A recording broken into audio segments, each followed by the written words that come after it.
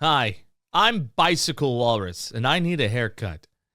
Anyways, big news for Light No Fire that we just have to get a video out for right away to kind of spread the word, because it could be a community event that requires as many people as possible solving puzzles and doing crazy things, including mouse mazes and potentially a reintroduction of our favorite character, Kylo Bob. Yeah, that's right. I am talking about Waking Titan. You see, a long time ago, back when No Man's Sky was really having a hard run at it, everybody was quite upset at Sean Murray at the time. In order to kind of tell people about what was coming and to keep people engaged in the community, they worked with a company called Alice and Smith in order to run an alternate reality game for No Man's Sky, and it was called Waking Titan. Waking Titan involved an awful lot of puzzle solving. It was very cryptic. A lot of people spent plenty of time and many hours trying to solve all the puzzles. There was even in-person meetups, which I got to participate in 2 of those, one in New York City and another in what I think, if I recall correctly, was PAX East, in which I had to work with people online to figure out the combination to a briefcase. It was a lot of fun. And boy, oh boy, would I like to have that lot of fun again. So why am I talking about it now? Why is that brief bit of history at all interesting in this exact moment? And the answer to that is, well, Allison Smith tweeted from their Twitter account for the very, very first time since July.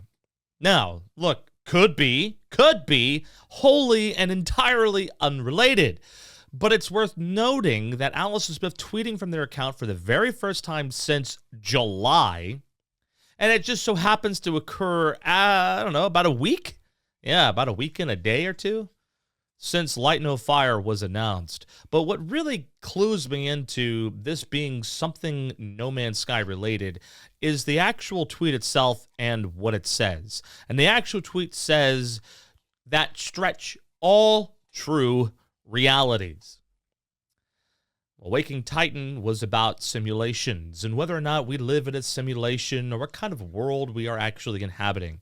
In fact, we ended up birthing some kind of crazy AI. Funny, considering times now.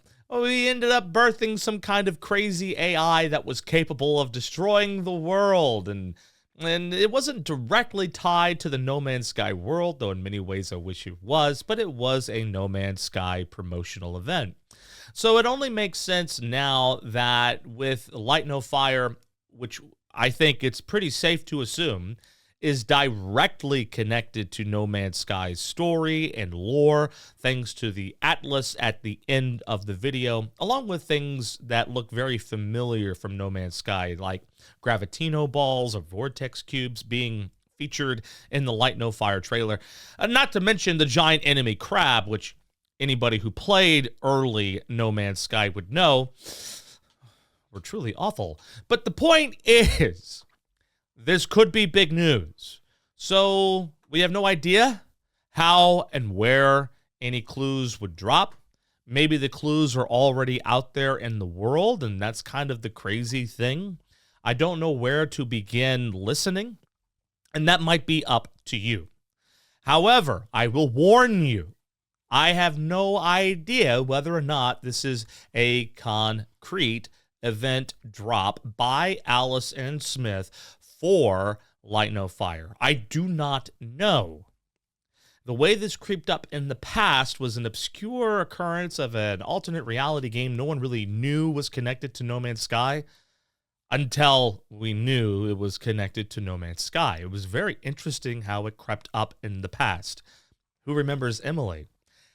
Point being, just keep an ear open and eyes open. You might be the person who first finds it.